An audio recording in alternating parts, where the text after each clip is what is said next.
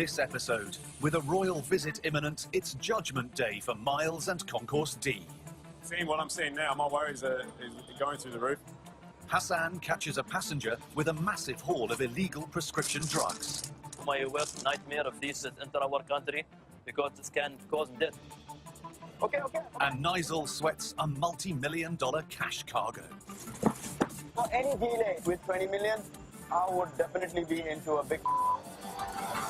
Dubai International Airport, the busiest global hub on the planet. Staying on top takes a crack team. No one else in the world is doing it, but everybody else in the world is watching us. We have births, we have deaths, the whole spiel. It is very dangerous because it can explode any time. This concourse will help Dubai Airports stay number one. It's the job of 90,000 staff from all over the world to make this the ultimate airport. Dubai may be the world's busiest international hub, but its global ambitions don't stop there. It's aiming to hit 100 million passengers a year. That means an urgent need for more space. It also means more pressure on every part of the operation. With up to 8,000 passengers flooding in every hour, keeping on top of what's coming through the airport is a big concern for customs. Today, two bags in particular have caught the attention of Customs Officer Hassan Ibrahim. The high-resolution X-ray shows organic material as orange, which can indicate drugs, but it's the density of the contents that triggers Hassan's suspicions. Excuse me, can I see your passport? The passenger is in transit to Sri Lanka. I need these bags for check. We're not there in the X-ray machine. There's density in his bag. Maybe it's a kind of medicine or something. And the image we saw, it's showing that he have a big quantity. Something legal or something illegal. Hassan checks the first of the man's two bags. क्या है? ये face wash है। आपके पास कुछ declare करता है? अगर आपके कुछ सामान है? Cosmetic face wash. Cosmetic face wash. सिर्फ ये? All. One day Dubai stay and tomorrow Sri Lanka. Go to Sri Lanka. Yeah, it's like shampoo or something as a cream. But the fact the man didn't declare the goods to customs on arrival, along with the sheer volume, sets off Hassan's alarm bells.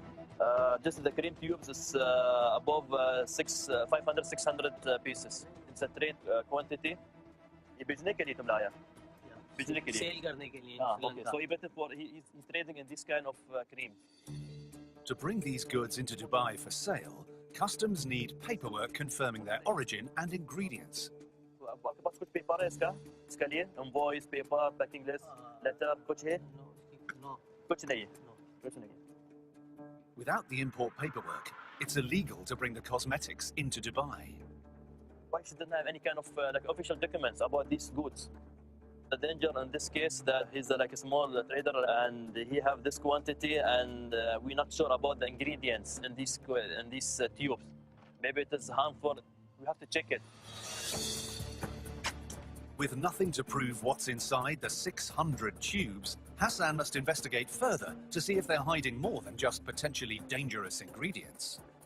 I'm looking if there's any tube is different from the other. All the tubes are similar. It have only liquid in it and the same color. So everything is okay. There's nothing wrong with the tubes. Maybe only the ingredients. But Hassan isn't done yet with the passenger's first bag. I'm just checking to make sure that you have only these things. You don't have anything else. I'm thinking there is something here. There's something at the bottom of the bags. I'm not sure what it is exactly.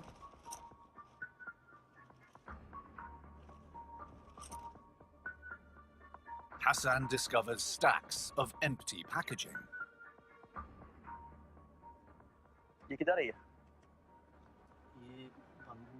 So, this package is for contraceptive injection, and this tube is for cream, and those not matching, it's different. Hassan's priority is to find the injectable contraceptives that go with the packaging.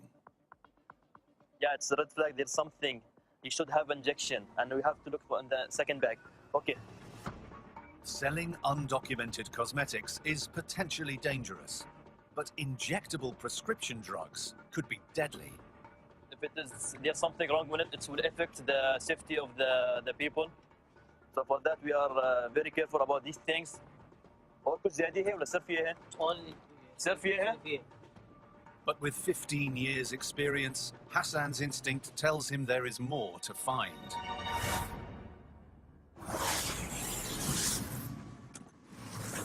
Hello, Mel speaking. In Concourse B, a passenger has been intercepted by staff. ᴜᴜᴜᴅᴜ has been alerted about a man refused boarding on the Pakistan flight. Just been informed that we've got a passenger travelling to Islamabad that is intoxicated at the gate, in addition to which he's holding 3 passports. 1 belongs to him, 2 of them don't belong to him. When we have situations whereby passengers are carrying more than 1 passport, it's always suspicious. Until we get there, we don't really know what the situation is. Mel's first step is to find out exactly what's happened from the gate supervisor. ᴜᴜ, did he present his passports when he came here? No. Tell me what happened. We stopped him because the way he was walking, so we doubted of him being intoxicated. Once I asked him to come outside, he said that, "Are you stopping me because of these 2 passports?" So he never presented the passports to me or the staff. So Okay. which made it- Is there a possibility that he's possibly a little bit confused? Could be.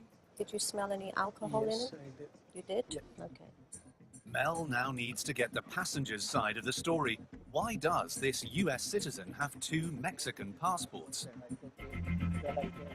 Using someone else's passport is illegal and could land him in jail. You came in from San Francisco, Yeah. correct? Yeah. You went through the security machine. Yeah. Okay. When you went through the security machine, you picked up your baggage, and then you picked up these passports. Did you realize that you'd picked up 3 passports? No. The gentleman is suggesting that he picked up the passports in error as he was going through the security machines. Let me explain to you why you were refused from travel today. You had the 3 passports. Now, the information I've got from the gate teams here is that the only reason that the passports were given over was when we stopped you and asked you, "Are you okay?" All right, so it wasn't that you initially came here and said, "I've got these passports." And that's where the suspicion comes in. I never do this kind of Okay. thing. How I can change somebody's passport? No, we're not making you guilty, sir. At this stage, we have to try and investigate. See, No, but- if you're carrying 3 passports, But- we need to understand why. Yeah. It isn't just possible criminal intent with the passports that Mel needs to investigate. When you came in from your flight, Yeah. did you have any alcohol on board the flight? No, I never. I am sick. I am diabetic person. So I'm kind of nervous that Sure. if I miss the flight, Mel has yet to determine if the man picked up the Mexican passports by mistake in security, as he claims, or if he stole them. But she needs to tread carefully. He smells of alcohol and is slurring his words, but it doesn't mean he's drunk. Are you on medication at the moment? yeah, Quite a lot of medication? yeah. The man has already told Mel that he's diabetic. If insulin levels aren't controlled, a chemical reaction is triggered, with symptoms including drowsiness and breath smelling of alcohol.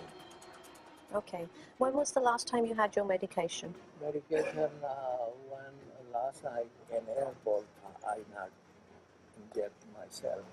But right now, little later, I will test. Okay, well, I can get that tested for you now. Yeah. Would you like that? Yeah. Okay. But before Mel can investigate further on whether or not the passenger picked up the passports by mistake, she wants paramedics to check him over. His sugar levels are a little bit high, not too much of a concern, but he does need to have some insulin at this stage. Mel still needs to decide if the passenger is telling the truth.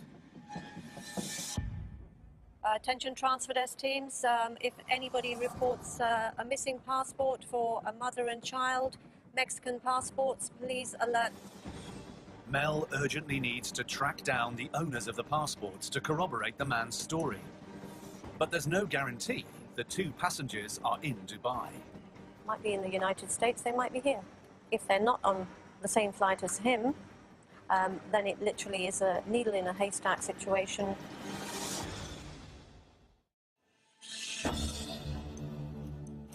In customs, having discovered the empty packaging for injectable prescription drugs, it's the missing drug itself which is now the urgent focus of Hassan's search. Beauty cream. The trader's second bag is stuffed with boxes that say they contain cosmetics. There's something wrong with this. That's a beauty cream, but what's contains different. Okay, so here's the injection. The injectable drugs are hidden inside cosmetics boxes and match the empty packaging Hassan found earlier.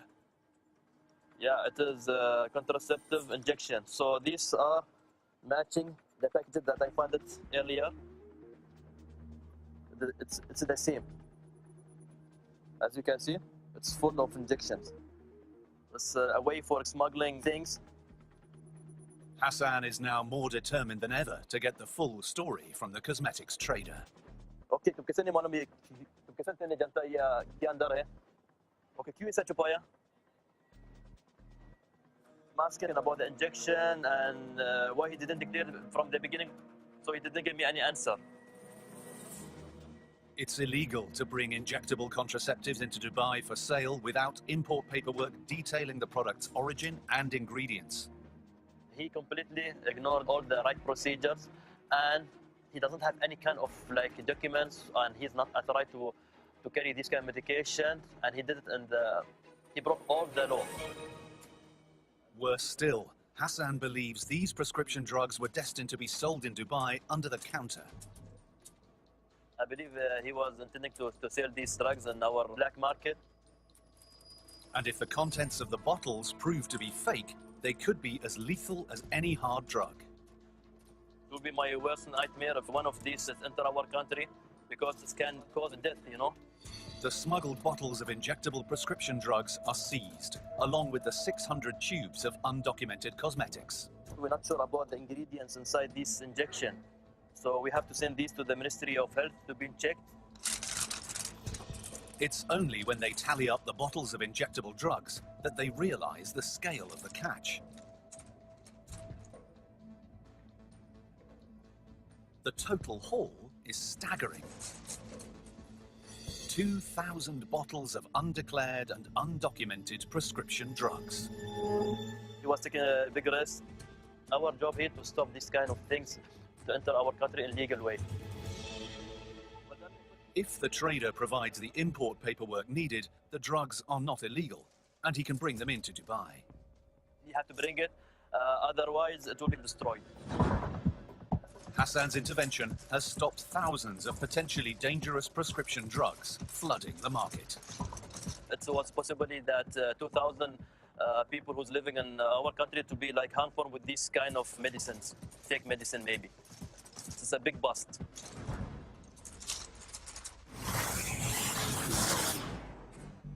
In Concourse B, Mel is taking the passenger found carrying 2 passports that don't belong to him to her office.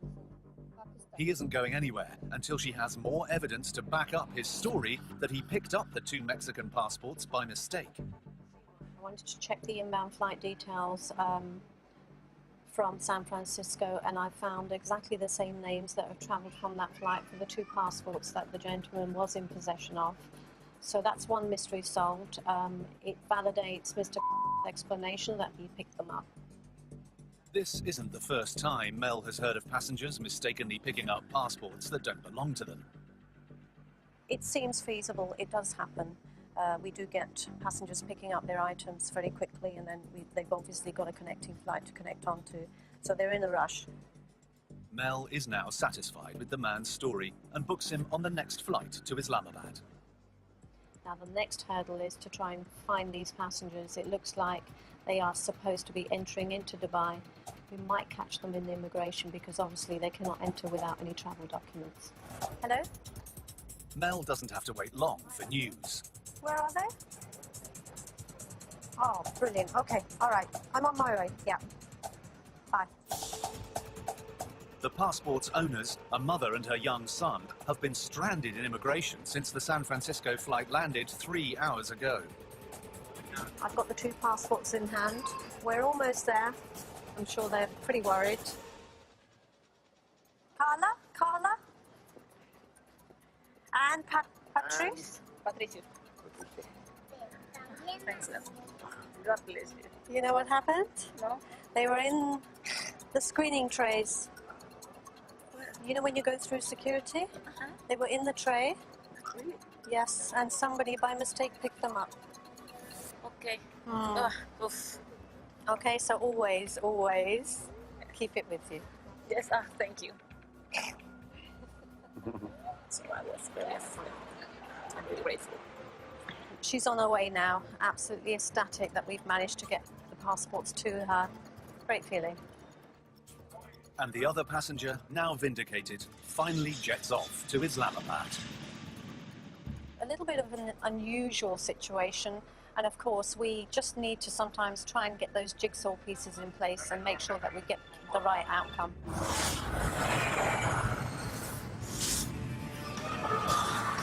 In the race to increase capacity to 100 million passengers a year, Dubai has invested in a $1 billion extension to Terminal 1. After 3.5 years and 50 million man-hours, the 1.6 million square foot Concourse D and mile-long rail link are finished. Now, Concourse D faces the ultimate test. Today is the day, the most important day. This is the handover. Today, Concourse D is scheduled to be completed and handed over by engineering projects to the airport. But only if it gets the royal seal of approval from the owner of Dubai Airports, His Royal Highness Sheikh Ahmed Al Maktoum. Worst case scenario is if he's not happy with what we've done here, it's going to be a huge problem for everyone. So we have to deliver 100%. Miles must make a critical final check of the royal inspection route in Concourse D before the Sheikh arrives in 2 hours. Everything should be finished, but Miles is barely inside the building before he runs into chaos. You can hear all this noise around, and it has to be like an operational airport. It has to be no construction. In the atrium, the start point for the royal inspection, things are clearly behind schedule. We're doing some last-minute cleaning, but this was here last night, and it was meant to be gone. But we've only got just over 2 hours before His Highness arrives, and having this here is not exactly expected, so we need to get it out quickly.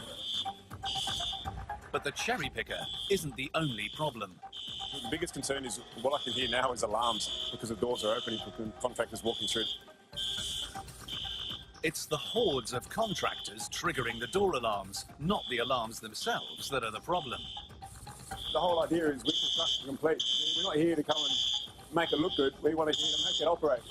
Miles must clear the contractors and equipment out of Concourse D, or it'll be in no fit state for the royal inspection. A worried Miles summons his senior contract manager, Henk. Come on. I'm just walking up to the information kiosk now. Can we meet up there?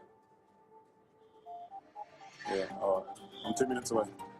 The kiosk is in the new APM station, which links Concourse D with Terminal 1 and is a crucial stop on the Sheikh's inspection route. But Miles is confronted with more contractors behind schedule. Yesterday we had the problem of this information kiosk which wasn't finished, and this is what I can hear grinding away.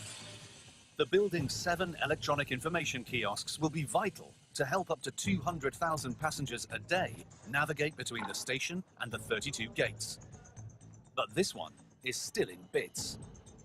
Look, we're meant to have a touchscreen panel here. The power was meant to be connected up. Yeah, I mean, we're expecting blue lights, information kiosk. We're expecting the floor to be in. So this is going to stand out here like a sore thumb if it's just left like this. With less than 2 hours until the sheikh arrives, Henk must come up with a quick fix, and fast. I think the only thing that we can do is just finish on the timing. No, I want to put a screen in there. We've got to dress it up. Disappointing his royal client on handover day doesn't bear thinking about.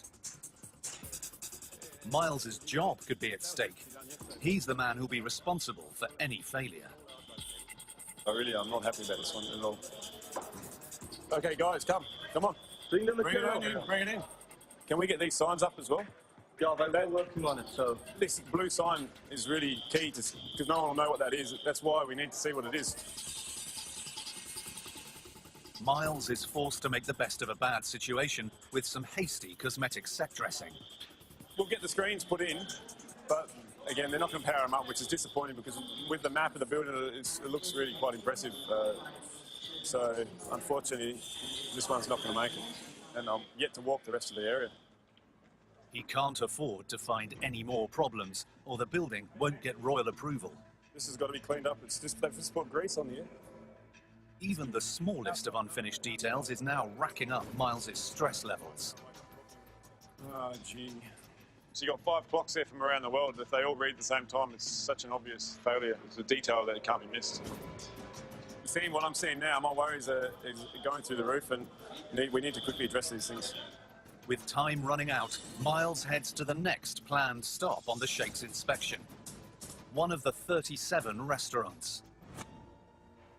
But the reality of what lies ahead is grim. I can see no lights on. I can see the bar top is not done. Well, there's no furniture in here. We are less than an hour away, and this does not look like a finished restaurant. Miles must now consider how best to salvage the situation. Should he take the unfinished restaurant off the sheikh's inspection route? There's no point bringing him here to see a half-open restaurant. There's wires hanging out. It doesn't take a brain surgeon to see that this is not ready at all. This is embarrassing. There's no way they can pull it off now. So I think we'll have to bypass this part on the wall. Downstairs, Dubai Airport's CEO, Paul Griffiths, is preparing for the sheikh's arrival. This is a very significant day for Dubai because Sheikh Ahmed is coming to inspect Concourse D for the first time. Obviously, this is a pivotal moment, and it's no formality. With an unfinished restaurant and half-built station kiosk, the concourse is now at real risk of failing to get royal approval. The chances of Miles handing over a finished building today are fast slipping away. At the end of the day, we don't try and achieve below average. It has to be finished and above average, and it's just not done, right? So it's a failure. Go ahead. Out on the ramps, the next 2 flights for Nigel Fernandez are the kind every dispatcher dreads. Oh, it's going to be hell. $20 million cash is being shipped on the next flight to Heathrow. A high-stakes, busy departure that's notorious for having problems on the ramp. We have 499 passengers with 584 bags. Now that's a lot of bags. Not to mention, we have $20 million being transferred on this flight. But first, Nigel must deal with the Hong Kong flight. It's waiting for one of the most time-critical items any airline can transport. Now if I go through this manifest, I can see one particular one, human eyes. Wow. The eyes are from Sri Lanka, and it's crucial Nigel gets the temperature-controlled box on board without delay. I don't want any mishaps. I don't want it to slip out of my hand. I'm going to make sure I personally hand it over to the purser to make sure it is loaded safely into her cabinet. Lisa, can you take care of this human eyes, please? It's actually very common on Emirates. Every other flight with a lot of live organs being transported. Mostly it is eyes which are donated. Puppet, you're okay to close? The Hong Kong flight is dispatched on time. But Nigel can't take his eye off the ball. His next time-critical cargo, the $20 million, must make it onto the Heathrow flight. Not a normal flight for anybody. Extra pressure on us to make sure it goes on time. Even in an age of electronic transactions, cash in the billions, often dollars, is shipped around the globe. The $20 million for ᴜʟᴛ's Heathrow flight is stored at the airport in one of the most secure buildings in the United Arab Emirates. From here, Emirates Group Security can process and ship up to $1 billion hard cash every day. We are at the cash center, Dubai Airport, and we process cash for banks throughout the world. We segregate into different denominations, and we pack it for further shipment to their central bank and Federal Reserve. Manu has just 60 minutes to get the $20 million counted, packed, and on the way to ᴜʟᴛ on the ramps. Turnaround time is very critical. We have to meet those deadlines, and the shipment needs to be out latest within 1 hour. They can't risk dispatching any cash late. Currency markets fluctuate minute by minute, so if a cash shipment misses a flight, the delay could translate into a huge financial loss for a client. The time is critical because the cash that we process has to reach a particular destination, because any delay will impact the customer. The $20 million for the Heathrow flight is being counted and sorted by the world's biggest cash processing machine. It costs around $2 million, and it processes 80,000 banknotes per hour and 1,800 notes per minute. Despite the time pressure, all notes must be checked. This machine identifies around $20,000 worth of fake notes every year. If you see these counterfeits, these are very good quality, and there is one note which is real from one side and fake from another side. They have actually cut this into two. From one real note, they managed to make two counterfeits. One side original, other side counterfeit. Now, since we are running short of time, and within half an hour, we need to move all the entire money, so we have to bundle it and send it out to aircraft. The $20 million has been rushed to the vault for packing. Every move is scrutinized by CCTV cameras, just in case anyone is tempted to swap out a bundle of cash from the bags. These cameras are 24/7 monitored under our control room, and the process is being watched and monitored. Both the sides of the bundles are shown under the camera. That ensures the real denomination is going into the bag. Even after working here 8 years, the vault still retains the wow factor for Manu. This room is incredible, and each rack contains 1,200 such bundles. That contains 1,000 notes each. The value of cash over here is mind-blowing. In my hand is over $1 million, which is incredible. Manu's team have just 10 minutes to finish packing the $20 million shipment if it's to get to the ramp in time. I hope everything is ready. If the cash misses the Heathrow flight, the airline will be stung with a hefty financial penalty. Now we need to dispatch this to the van. If we don't meet the departure time, where the cash has to be reached to the destination, we get heavily fined for those delays. Guys, please make it fast. Getting late. Only one. On the ramps, ᴜʟᴛ is on standby, waiting for the armoured truck. So come on, boys. Let's move. He must get the cash away on this slot-critical flight on time, or the airline risks a second fine for late arrival at Heathrow. Any delay at Heathrow Airport, Emirates is fined heavily. And it will be twice the fine because we have the money not been delivered on time. Now this is getting very critical for me. And already, EK3 to Heathrow is living up to its troublesome reputation. How many missing up? Which one? Tell me. I'm missing a lot of cargo units. It's not a good start. With 14 tons of cargo still to load, along with the mega cash shipment, EK3 is shaping up to be ᴜʟᴛ's worst nightmare. For any delay, and especially on a delay on an EK3 with 20 million, I would definitely be into a big...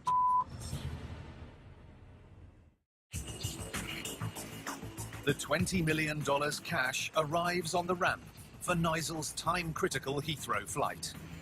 I need to make sure they have the necessary paperwork for transporting the $20 million. The consignment number is what we are expecting on the flight. Make sure the boxes are locked with a secure code, and only then we can load them onto the aircraft. All right, we have total of 10 bags, correct. You want to show me the seals? Yeah. The cash boxes are secured with tamper-proof security seals. 2 boxes, you have it. and tagged with a consignment number which Nigel must check to ensure it matches the paperwork. All right, 350 and 421. All right, that looks good. You can close it. You want to take it there now so that we can load it up. Yeah, all good. Go ahead. $20 million cash slides into the A380's hold. The notes won't be seen again until the client in London breaks open the security seals. Okay, boss. Thank you very much for your help. But there's no guarantee the cash will leave on time. 24 minutes before departure, containers with the 584 passenger bags are yet to be loaded. We are now 24 minutes to departure, and we are looking on a critical side where we need to load all of these containers. All of these containers need to be loaded onto the aircraft, so it's looking very, very tight. Then, bad news from the gate. Offload. Nigel must offload bags for one of the 499 passengers. I'm in the process of offloading bags for a passenger whose visa is not valid to go to UK. Now we got 2 bags off. I need to check that. I've got now 2 tags. I need to tally here. 811626, 811266, 811625, 811624. Those are our bags. We're good to offload them. Okay. Just stop. 20 minutes until this slot-critical Heathrow flight must depart. You take it. It's all hands on deck. You take this, I'll put. Go. All right, scanning. 5 minutes to departure and the last 2 passengers finally board. Okay to close. Thank you. Bye-bye. 498 passengers and $20 million cash. Pushback for the 7.5-hour flight to Heathrow, with 1 minute to spare. We have made it on time. On schedule, thank God.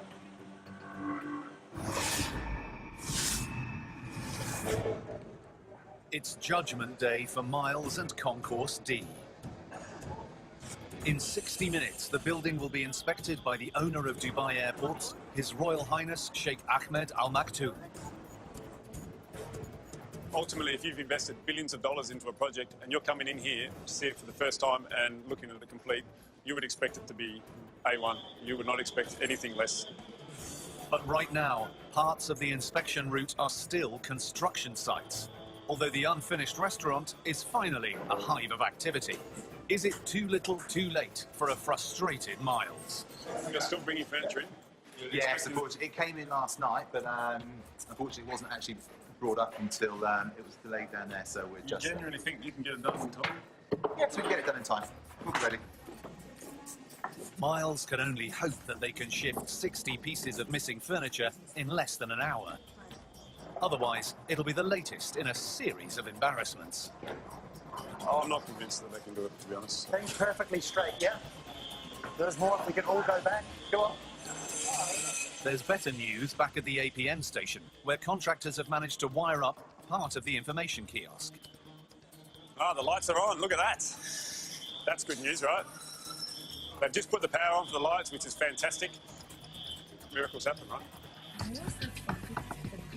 Along with the kiosk, one of the multi-million-dollar trains must be ready at the platform for the Sheikh to inspect.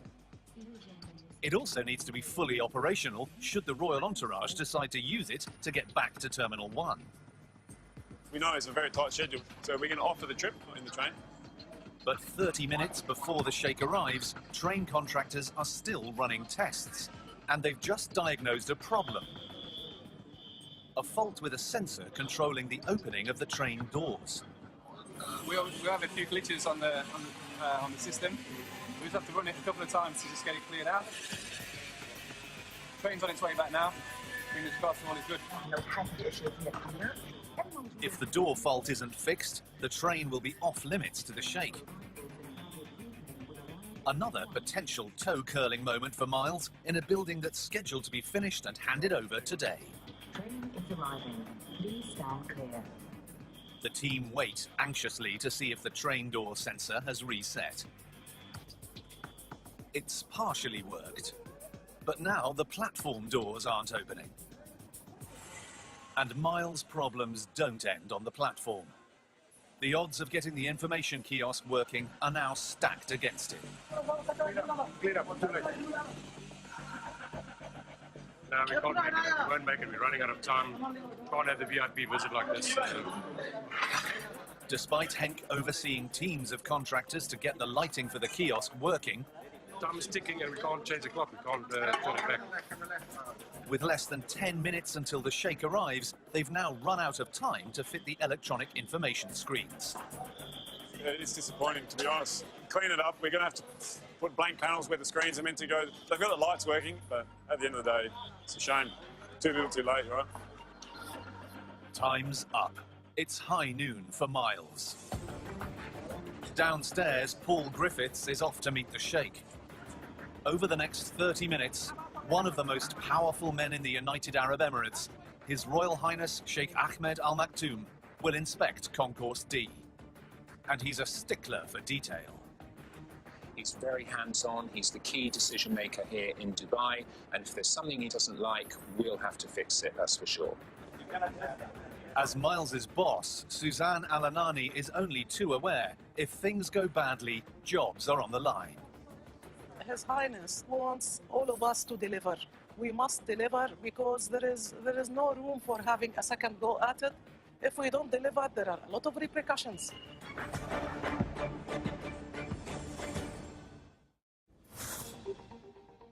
At Concourse D, Miles's fate hangs in the balance.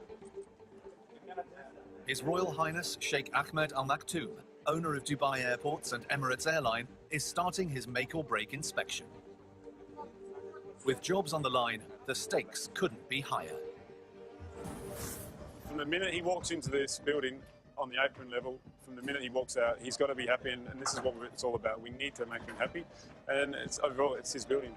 The royal seal of approval is critical today if Dubai International is to achieve its ambition of reaching 100 million passengers a year. Failure to meet that ambition is not an option. There is no impossible. There is no I cannot do. We have to do it. There is no place for failures in Dubai. For the next 30 minutes, Miles can only hope the inspection runs its course without incident. The royal entourage heads over to the gates which will service 100 airlines and 18 million new passengers. It's been pretty nerve-wracking, but I think so far so good. All right, this one, open lounge.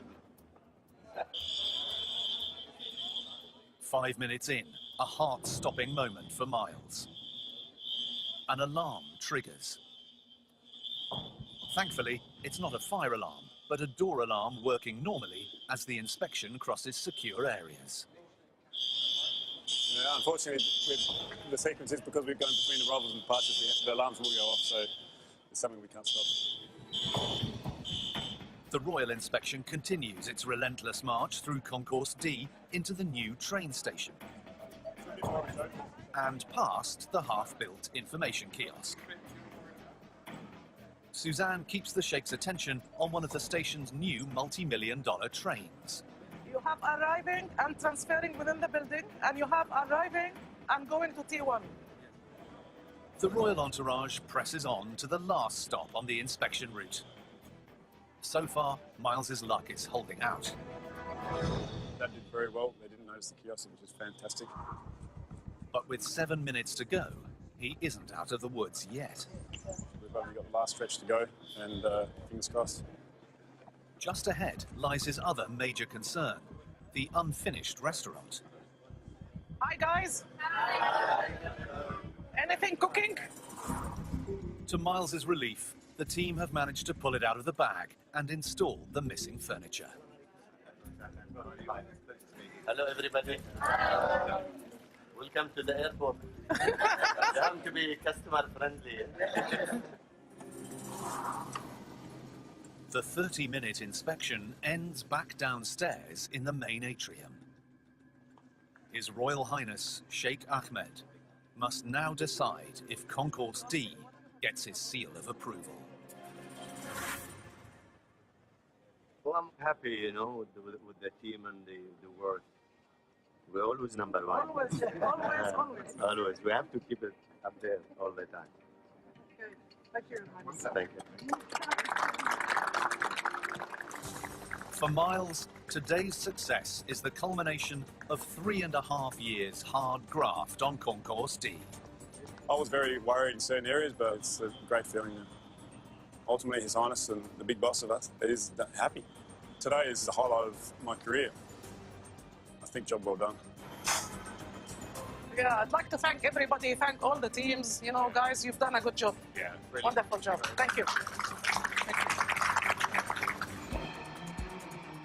A yes from the Sheikh means the newly completed Concourse D now puts Dubai International on track to achieve its ambition of reaching 100 million passengers a year. This is an incredibly important step in the development of Dubai Airport. We've got the thumbs up for Concourse D, but my head's already around the next challenge, and that is how are we going to get this airport to 100 million?